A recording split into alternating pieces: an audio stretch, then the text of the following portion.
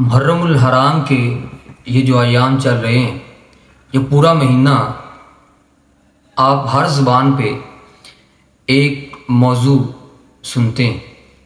ہر بندہ اس کو الگ انداز سے بیان کرتا ہے۔ لوگوں نے اس کے اندر بہت سی ایسی بدعات، خرافات ایجاد کر لی، یعنی طرح طرح کی اس کے اندر اپنی طرف سے اضافے کر لی۔ وہ موضوع کون سا ہے؟ وہ سیدنا حسین پاک رضی اللہ تعالیٰ عنہ، ان کی شہادت کا موضوع۔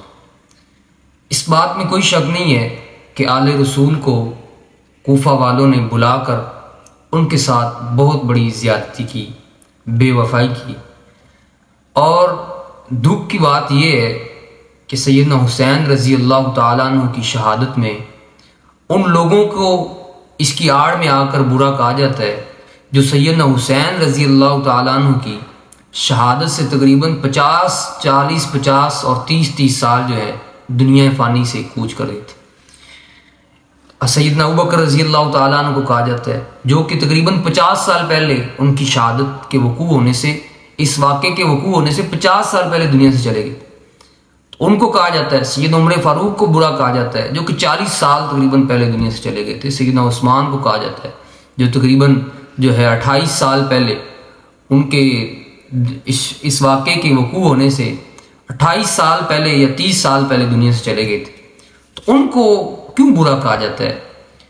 تو آئیے آج ہم دیکھیں گے ان مخصوص ایپیسوڈز کے اندر، ہم اپنے لیکچرز کے اندر اس بات کو ڈسکس کریں گے کہ اس واقعے کی حقیقت کیا ہے اور صحابہ اکرام کا کیا تعلق ہے اس واقعے کے ساتھ، کس حد تک بیان کرنے والے جو اس واقعے کو بیان کرتے ہیں اس میں سچائی کس حد تک ہے، اور ان کی کتابیں کیا کہتی ہیں۔ انہی کی کتابوں سے ہم تذکرہ کریں گے۔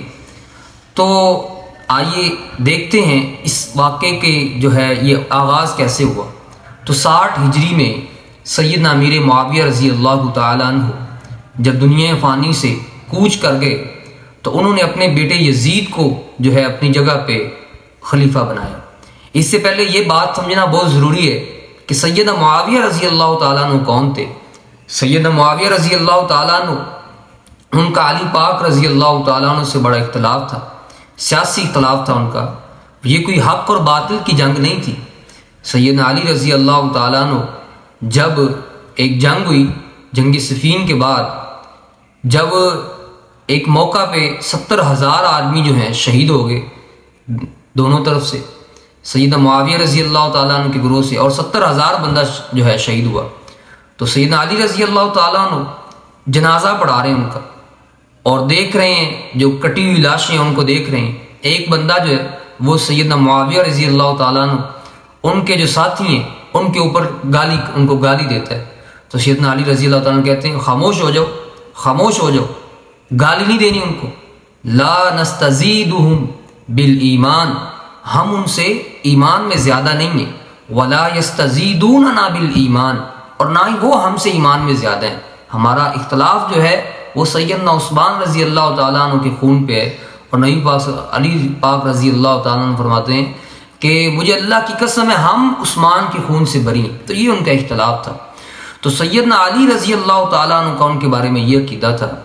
تو اس کے بعد سیدنا معاویہ رضی اللہ تعالیٰ عنہ وہ ہیں، سیدنا حسن رضی اللہ تعالیٰ عنہ کوفے کی مسجد کے اندر جب اپنے جو امام جو اپنا مانا سیدنا امیر معاویہ کو، تو انہوں نے کیا کیا، کوفے کی مسجد میں، وہ مسجد جو علی رضی اللہ تعالیٰ عنہ نے تعمیر کی تھی، وہاں پہ ممبر کے اوپر سیدنا معاویہ کو بٹھاتے ہیں، خود نیچے بیٹھتے ہیں، حسین کو بھی نیچے بٹھاتے ہیں، اور اپنی فوج کا جو کمانڈر تھا اس کو بھی نیچے بٹھاتے ہیں، اور سیدنا معاویہ کا ہاتھ پکڑتے ہیں اور کہتے ہیں انہم امامی، انہو امامی، یہ میرا امام ہے، اس کی بیعت کرو۔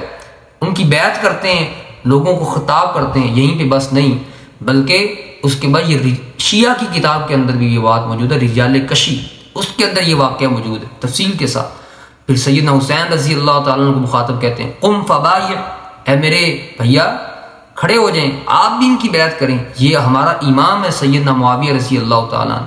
اس کے بعد اپنا جو گورنر تھا، جو ان کا سالار تھا، جو چیف کمانڈر تھا ان کی فوج کا، اس کی طرف سیدنا حسن کہتے ہیں کہ کھڑے ہو جاؤ، تم بھی اس کی بیعت کرو۔